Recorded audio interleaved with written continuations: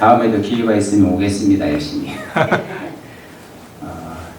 이렇게 넓은 교회 공간에서 참 몇 사람이 이렇게 예배를 한다는 게 아쉬움이 있습니다. 어쨌든 이 재난이 빨리 끝나서 많은 사람이 같이 예배를 드릴 수 있으면 좋겠습니다. 그날이 곧 올 것입니다. 저는 믿습니다. 우리 성경 보겠습니다. 성경은 마태복음 7장 20절에서 23절입니다. 제가 한 줄 읽고 여러분이 한 줄 읽고 이렇게 읽겠습니다. 이러므로 그들의 열매로 그들을 알리라.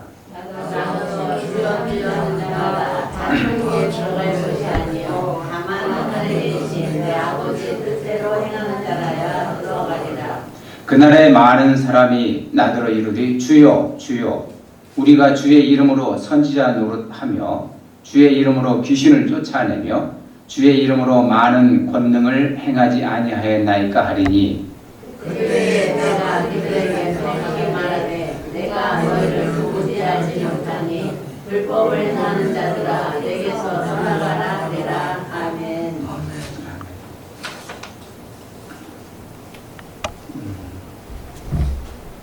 이러므로 그들의 열매로 그들을 알리라. 열매로 안답니다.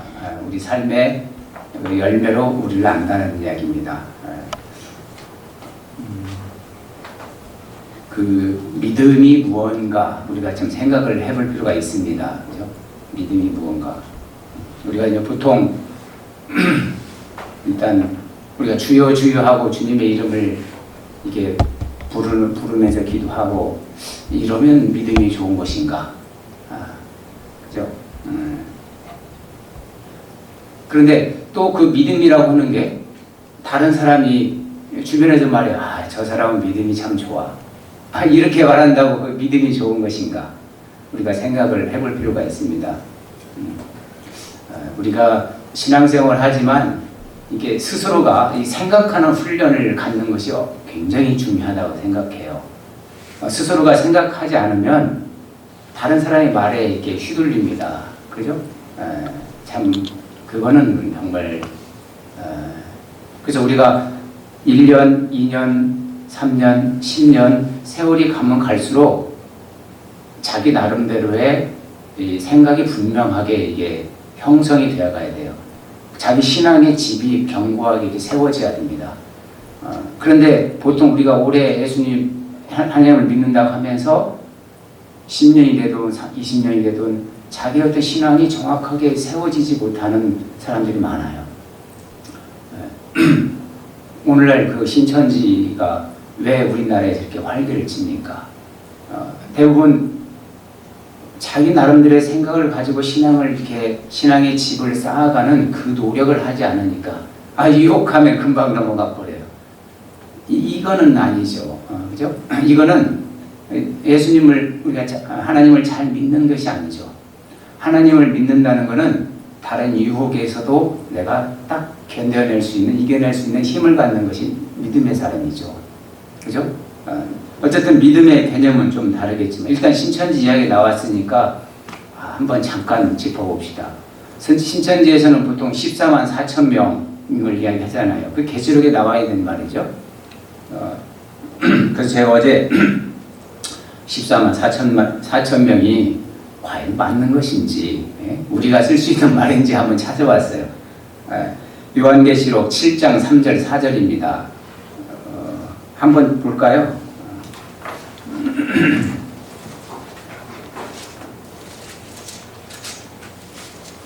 요한계시록 7장 3절 4절 제가 읽어드리겠습니다. 이르되 우리가 우리 하나님의 종들의 이마에 인치기까지 땅이나 바다나 나무들을 해하지 말라 하더라. 내가 인침을 받은 자의 수를 들으니 이스라엘 자손의 각 지파 중에서 인침을 받은 자들이 14만 4천이니 이렇게 돼 있죠. 그러면 14만 우리가 분명히 성경을 이렇게 봐야 돼요. 인침을 받은 사람이 14만 4천인데 누굽니까? 이 사람이 이스라엘의 각 지파 중이에요. 우리는 그러면은 우리는 이스라엘 사람입니까? 우리는 이방인이에요. 좀 착각하면 안 돼요. 참 성경에 분명히 이스라엘의 각 지파 중에서 14만 4천이에요. 우리는 이방인입니다. 이스라엘 사람들이 아니에요. 근데 뭐냐면은 야 우리가 14만 4천에 들어갈 수 있어 이렇게 말하니까 우리가 다 들어가는 걸로 알아요. 근데 그게 맞잖아요. 그러면 고 목사가 왜 저렇게 해석하나 할 수 있는데 우리가 구약 성서로부터 쭉 내려온 그 배경을 모르니까 그런 오해를 해요. 보면은 성경은 분명히 말하는 거예요.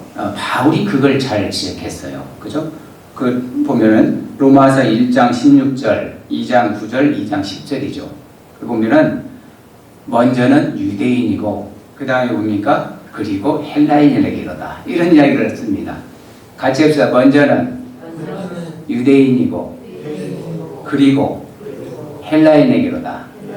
이게 뭔 말이냐면은 무슨 말이냐면 먼저는 이스라엘 사람이고 그 다음은 유대인이다. 이런 이야기예요. 예?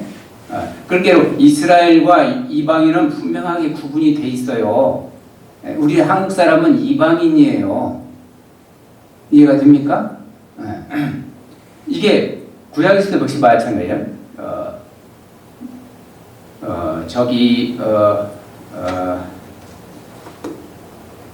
이사야, 특히 이사야 65장 쪽으로 65장으로 66장 쪽 넘어가 보면 이스라엘이 제사장의 나라가 되는 거예요. 그리고 모든 이게 하나님의 선택받은 백성이 누구냐면 이스라엘이에요. 이스라엘이 이제는 제 기능을 회복하고 제사장의 나라가 되고 그 나라에서 이방 사람들이 와서 함께 하나님께 영광을 돌리는 성경은 전부 그런 식으로 이렇게 구성이 되어 있습니다. 성경의 구성을 우리가 알아야 돼요. 그러니까 여기서 말하는 거예요. 14만 4천은 누굽니까? 이스라엘 백성, 이스라엘 12지파. 12지파인 거죠. 12지파. 12지파에 거기서 뽑힌다. 근데 그거는 여러분 성경을 더 깊이 연구해 보세요. 이거는 우리하고는 관계가 없는데 우리하고 관계가 있는 말이 그 다음에 나와요. 그 다음에 나오는 말인데 그게 뭐냐면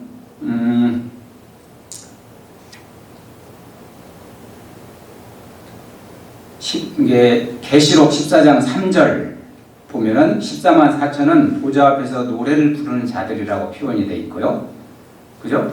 그 다음에 계시록 20장 4절 보면 죽임당한 자들과 짐승의 표를 받지 않은 사람들은 그리스도와 함께 1000년 동안 다스릴 자들이다 하면서 분류가 돼요. 아까 우리가 읽었던 7장 3절 4절 이야기는 이스라엘의 각 지파 중에서 12지파에서 14만 4천이라는 말이 나오고 그 다음에 14만 4천은 보좌 앞에서 그 사람들은 보좌 앞에서 노래를 부르는 자들이에요. 예? 그런데 또 나와요. 흰옷을 입은 사람들, 짐승의 표를 받지 않은 사람들은 누굽니까?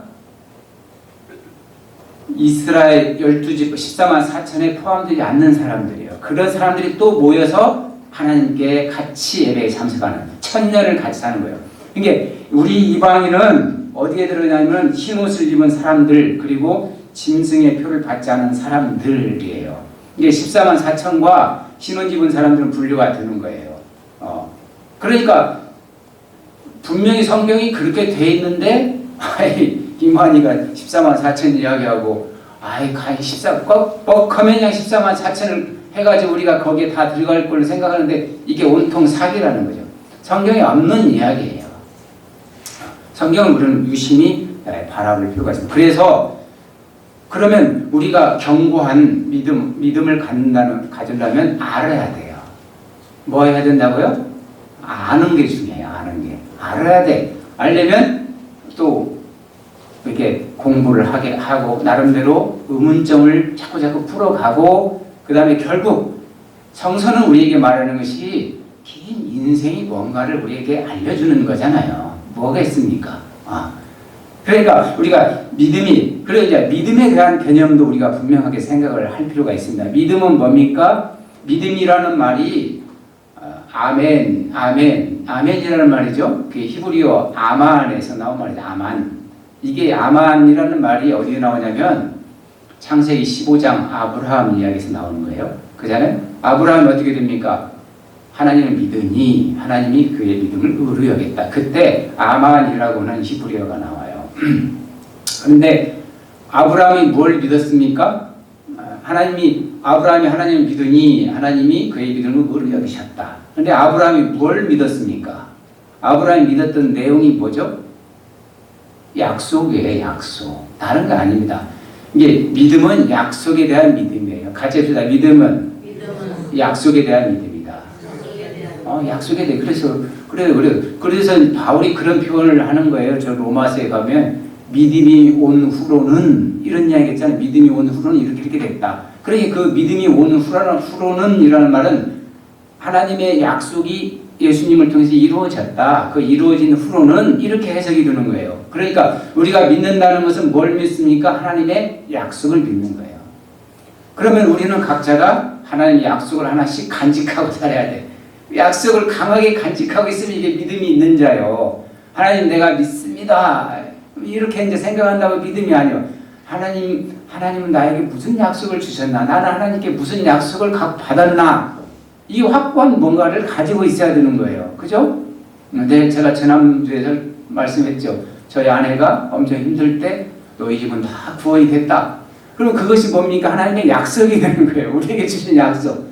그러면 그 약속은 평생 내 가슴에 간직하고 있어. 하나님 우리 집안을 다 구원됐다고 했지. 우리 집안 하나님이 이끌어 가겠구나. 이렇게 생각하면 이게 굳건한 믿음을 가지고 사는 거예요. 그죠?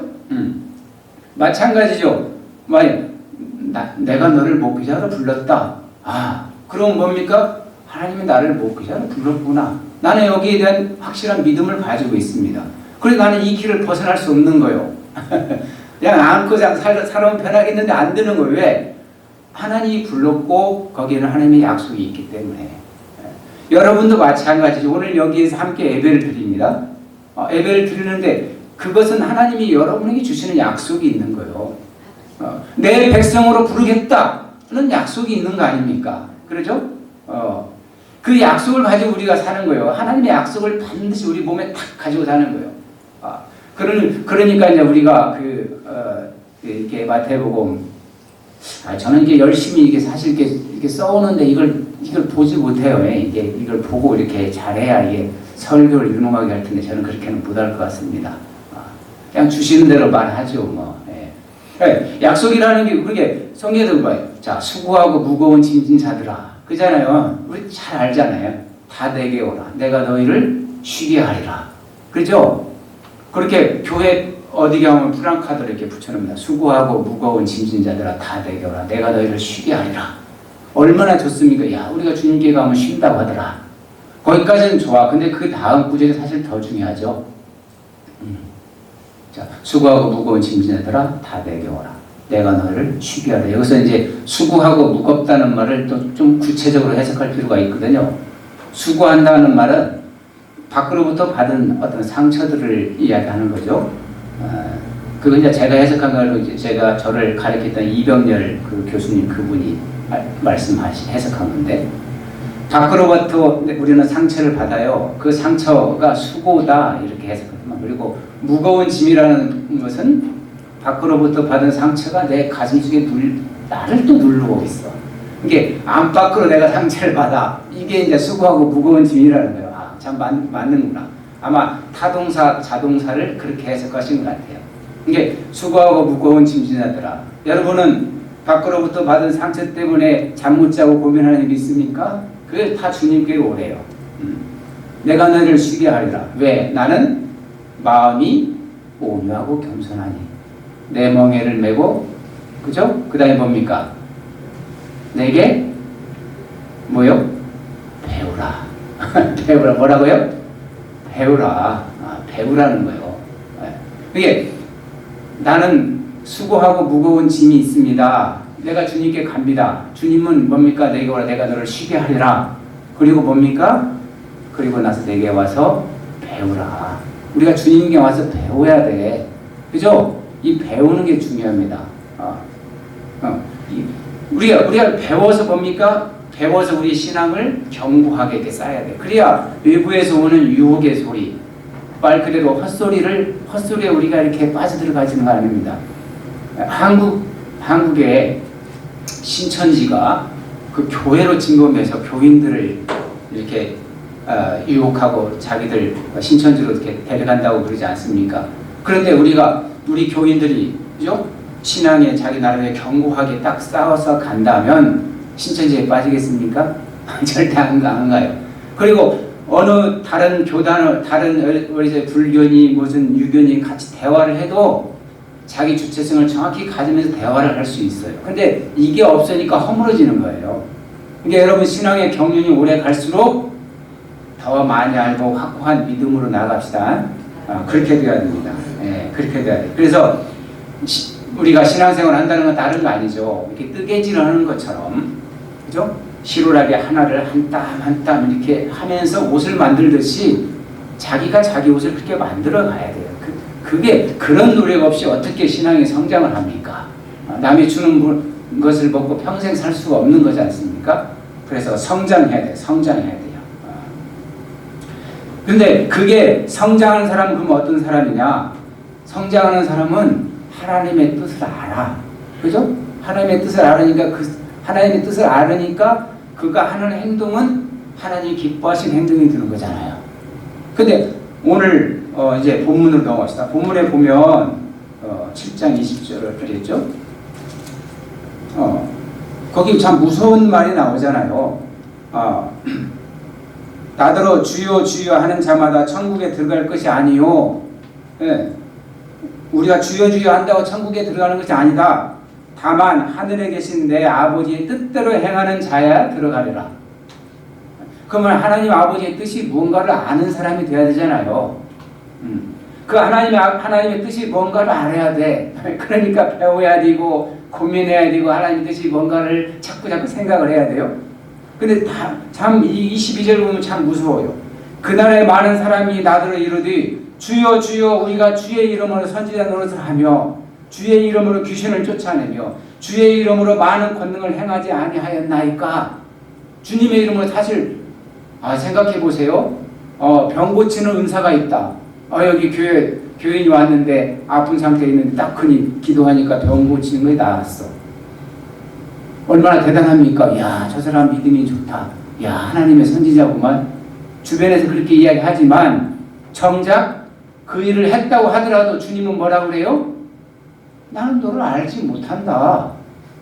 그렇게 말해요. 그러면서 그렇게 말한 것이 병 고치고 귀신을 쫓아내고 권능을 행하고 한 것이 무슨 일이 됩니까? 23절. 그때 내가 그들에게 밝히 말하되, 그죠? 같이 읽어봅시다.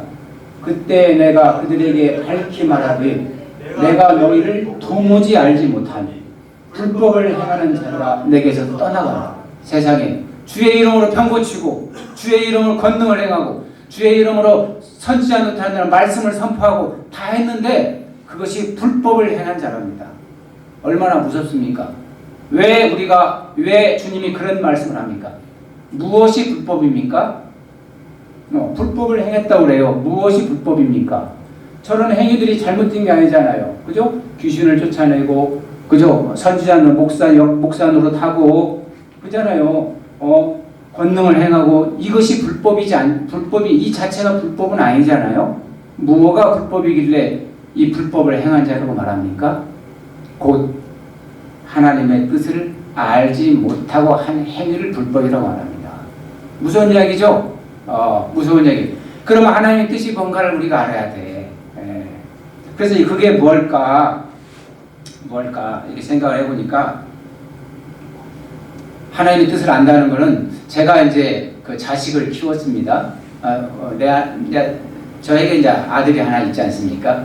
그 아들이 우유도 먹이고 커서 이제 이렇게 밥도 먹고 이렇게 성장을 했어. 그리고 성인이 됐는데도 철들지 않았다. 아무 철이 없어. 그리고 그러면서 가는 효도한다고 하지만 아버지 마음에 보니까 이게 효도가 아니고 차라리 안고 가만히 있으면 좋겠어. 왜 그러겠습니까? 아버지의 뜻을 몰라. 아들이 커서 성인이 됐으면 누구의 마음을 알아야 돼요? 아버지의 뜻을 아는 게 중요한 거 아닙니까? 우리가 하나님을 믿는다고 믿어. 5년을 믿었어, 10년을 믿었어, 30년을 믿었어. 그렇게 믿으면 누구의 뜻을 알아야 돼요? 하나님의 뜻을 알아야 되는 거잖아요. 그리고 그 하나님의 뜻대로 이렇게 살아야 돼. 살을 때 하나님이 기뻐하셔. 그런데 10년이 되든 30년이 되든 하나님의 뜻을 몰라. 그러면서 그가 뭘 가서 목표를 한다고 그러고 뭘 가서 이 병을 고친다고 하고 권능을 행한다고 그래. 근데 하나님 뭐라고 그래? 나중에 하나님이 불법을 행한 자라고 그러잖아요. 너는 왜 내 뜻을 알지 못하면서 그런 행동을 했느냐. 마찬가지. 그래서 하나님의 법을 안다는 게 뭘까 생각을 해보니까 철드는 거구나. 이런 생각이 들어. 철이 들어야 된다. 철이 들으면 어떻게 됩니까? 철이 들으면 부모의 심정을 알잖아요. 아버지의 그 생각이 뭔가를 말을 하지 않아도 알아. 그런 이야기들이 많이 있잖아요. 어쨌든 그잖아요. 이게 철든 사람이 중요한 거지. 내가 철드는 게 중요하지. 철들어야 내가 밖에 나가서 행동을 하든 일을 하든 아버지의 뜻에 맞게 행동을 한다. 이런 이야기예요. 그런데 철들지 않은 사람은 그냥 망나니가 되는 거예요. 망나니가 돼. 자, 철들지 않은 사람이 술 한잔 마셨어. 철든 아들이 술 한잔 마셨어. 자, 똑같이 술을 마셨지만 그 결과는 다릅니까? 같습니까? 전혀 달라. 철들지 않은 아들이 마신 술은 망나니지 될 수 있지만 철든 아들이 마신 술은 그것 자체가 아버지에는 기쁨이 될 수 있는 거예요. 근데 중요한 건 뭐냐? 철든 아들로서 좀 살아라. 이런 이야기 아닙니까?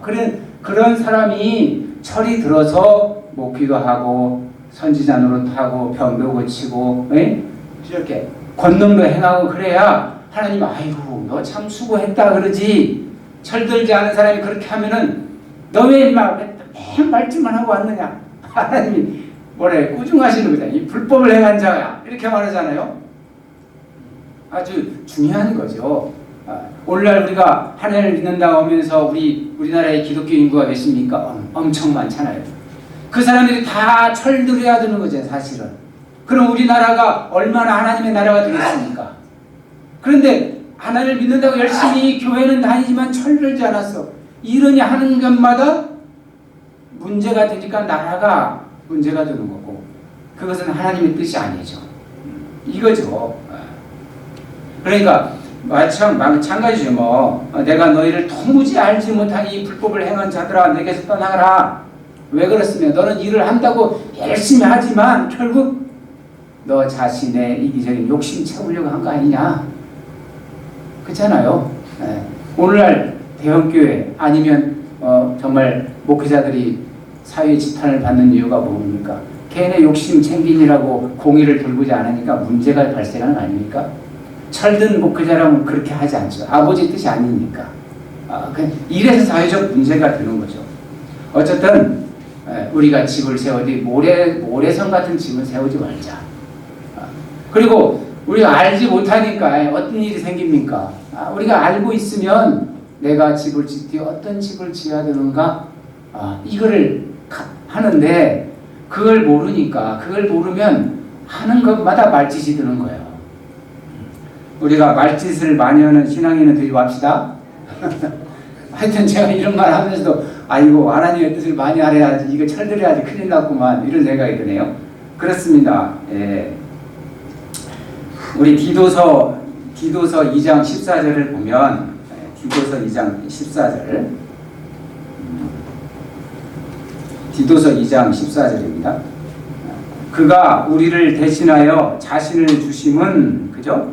모든 불법에서 우리를 속량하사 예수님을 우리를 주시는 것은 예수님이 왜 십자가에 못 박아 돌아가셨느냐?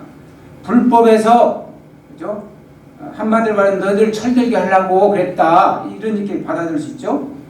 우리를 깨끗하게 해서 그래서 철들어서 무슨 일을 하려고 선한 일을 열심히 하는 자기 백성이 되게 하려 하심이라. 우리를 그렇게 이래서 불렀다는 거예요. 예수님이 이래서 우리를 구원했어. 뭘 하고 구원했다? 선한 일을 하기 위해서. 선한 일을 하려면 아버지의 뜻을 알아야 되잖아요. 여기서 선한 일이라는 것은 선하다는 말은 그 히브리어 이제 토부라는 말로 우리가 해석할 수가 있는데요. 토부라는 말은 선하다, 하나님 보시기에 좋다는 겁니다. 하나님이 천지를, 이 토부가 가장 많이 나오는 것이 창세기 1장이죠. 천지를 창조하시고 하나님 뭐라고 합니까? 첫째 날 창조하고 나서 보시기에 좋았더라. 아이고, 역시. 둘째 날 창조하고 역시 보시기에 좋았더라. 왜 좋았더라 이게 토부입니다. 그것은 선하더라. 하나님의 창조는 보시기에 좋은 거고 보시기에 아름다운 거고 선한 겁니다. 그러면 선한 일을 하기 위해서 우리를 구속했다, 속량하셨다고 그러잖아요. 그러니까 우리가 하나님의 자녀가 된다면 선한 일을 우리가 하는 거예요. 하나님이 보시기에 좋은 일을 하는 겁니다. 하나님 보시기에 아름다운 세상을 만들어가는 거예요.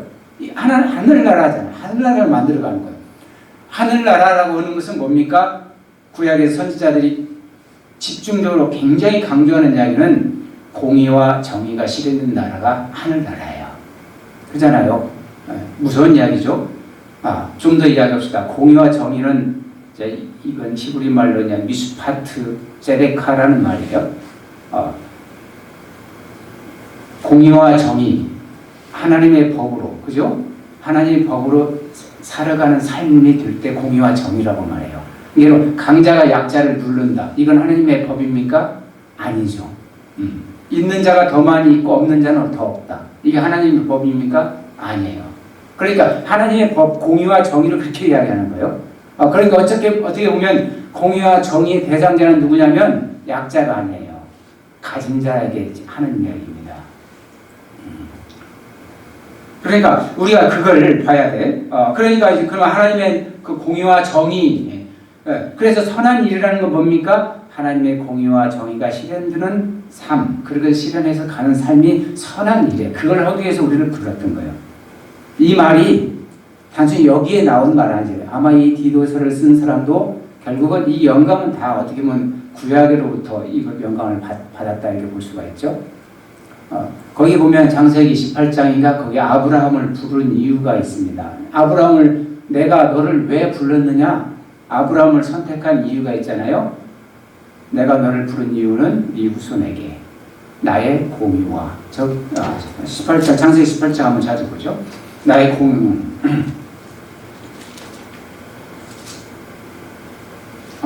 창세기 18장 19절입니다. 자, 내가 그로 말하죠. 내가 그로 그 자식과 번속에게 명하여 여호와의 도를 지켜. 그죠? 여호와의 하나님이 원하시는 거 있잖아요. 하나님 기뻐하시는 것을 지켜서 의와 공도를 행하게 하려고, 이게 미슈파트하고 제데카입니다. 행하게 하려고 그를 택하였나니, 택한 목적이잖아요. 이는 나 여호와가 아브라함에게 대하여 말한 일을 이루려 함이니라. 아브라함을 선택한 것도 의와 공도로, 미슈파트와 제데카, 공의와 정의를, 그죠? 행하게 하려고 택하였다는 거예요. 아까 디도서에도 마찬가지잖아요. 디도서 2장 14절도 그가 우리를 대신하여 자신을 주심은 모든 불법에서 우리를 속량하시고 우리를 깨끗하게 하사 선한 일에 열심히 하는 자기 백성이 되게 하려 하심이라. 공의와 정의죠. 공의와 정의. 모든 불법에서. 그러니까 다시 이제 오늘 어떤 주제가 철들미네, 철들. 그러니까 이게 우리가 하나님의 뜻을 알아서 살려면 철이 들어야 되지 않겠습니까? 철들어서 아버지의 뜻이 뭔지, 내가 아버지의 뒤를 이어서 내가 해야 될 일이 뭔지를 알아가는 거잖아요. 그런 사람은 얼마나 멋있습니까? 그렇잖아요. 그래서 우리가 신앙생활을 한다는 거는 그런 것 같아요. 믿음이 좋다는 거는 하나님의 약속을 굳게 잡고 하나님의 아들로서 내가 참 철들어서 살아가는 거, 이게 아닌가 이런 생각이 들어요. 내가 하나님의 자녀로서 철들어 살 때 그 삶이 빛과 소금이 되는 거고, 그렇잖아요. 너희는 세상의 빛이고 세상의 소금이다. 우리가 무엇으로 세상의 빛과 소금이 되겠습니까? 하나님의 뜻을 알아서 살아가는 철든 사람이 될 때 그렇게 되는 거 아니겠습니까? 우리 요한복음 17장 21절 그런 이야기죠. 아버지여, 아버지께서 내 안에, 내가 아버지 안에 있는 것 같이, 예수님은 아버지의 뜻이 뭔지를 알잖아요. 같이 그들도 다 하나가 되어 우리 안에 있게 하사 세상으로 아버지께서 나를 보내신 것을 믿게 하옵소서. 아버지와 아들 그 안에 우리도 그 안에 들어가서 하나가 된다는 거예요. 참 놀랍죠? 이게 자식이 튼튼히 아버지의 뜻을 알고 그 안에서 이렇게 가게를 이어서 살죠. 아버지여 아버지께서 내 안에 내가 아버지 안에 있는 것 같이 그들도 다 하나가 되어 우리 안에 있게 하사 아버지와 예수님과 나 이게 다 그 하나가 된다는 이야기입니다. 그 하나가 되려면 아버지의 뜻을 아는 철든 사람이 되어야 된다. 이게 이제 성서의 말씀이고 우리가 하나님의 자녀로 철든 사람이 된다면 14만 4천을 걱정할 이유가 뭐가 있습니까? 아무 이유가 없는 거예요. 아니 10,000명이 어떻고 14만 4천이 어떻고 그렇지 않습니까? 근데 14만 4천이라는 숫자를 해석하면 네로라고 하는 이름의 해석이라고 그러잖아요. 그게 환난날에 이스라엘아 잘 좀 견뎌라 어떤 그런 이루의 이야기지 이게 어떤 그 사람 선택해서 그 사람만 구원시키겠다 이런 화된 말이 아니다 이 말이죠. 이게 우리가 늘 이렇게 말씀을 갖고 있지만 하나님이 주신 우리의 이성으로 잘 생각을 해야 되죠. 이게 맞는가? 이성적으로 생각해야 돼요. 이성을 없애버리고 누가 말하면 혹해서 따라가고 신천지 따라가고 집안을 떠나고 이게 말이 안 되잖아요. 말이 안 되죠. 그거 아니죠. 자, 이제 믿음에 대한 용어를 제가 한번 이렇게 더 구체화시키고 마치겠습니다. 이게 믿음이란 한번 약속한 것을 끝까지 지키시는 하나님의 신실하심에서 온 것인데, 그죠? 하나님이 약속하면 반드시 지키십니다. 누구의 약속이니까 지킵니까? 하나님의 약속이니까 지켜요. 인간은 약속해도 못 지켜. 근데 하나님의 약속이니까 지키고 하나님의 약속이 누구에게 임합니까? 우리에게 임하는 거예요.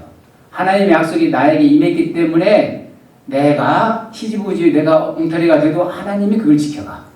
아브라함이 완전해서 하나님의 약속을 지켜갑니까? 아니죠. 아브라함이 지키는 게 아니라 하나님이 지켜가게 해주셔요. 그게 믿음이죠. 예, 오늘 우리는 이건 분명히 기억해야 됩니다.